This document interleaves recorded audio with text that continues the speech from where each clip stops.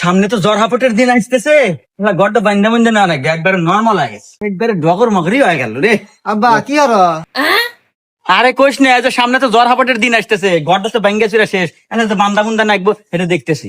আব্বা আমরা কি ভাঙাচোরা ঘরে থাকি, তুমি বড় লোক ব্যাপারও নাই, ধনী ব্যাপারও নাই, বিল্ডিং বাড়ি থাকবি, এসি রুমে থাকবো, মজাই আলাদা। আরে বাজান, অত আশা করা ভালো না, আল্লাহ যা দেয় ওই নিয়ে সন্তুষ্ট থাকা উচিত। ও আচ্ছা আব্বা এই নাও, কি এটা? ওই আজকে পরীক্ষার রেজাল্ট দিছে আমার। ও কিরে, তুই মাত্র 33 নাম্বার পায় টেনে টেনে পাস করছু। ইস, আমার কত আশা আছিল তুই ভালো হয়ে পড়াশোনা হয়ে এ প্লাস পাবো, আমার মুখ উজ্জ্বল হয়ে যাবো। আব্বা হনু, অত আশা করা ভালো না, আল্লাহ যা দেয় ওইটুকু নিয়ে সন্তুষ্ট থাকা উচিত।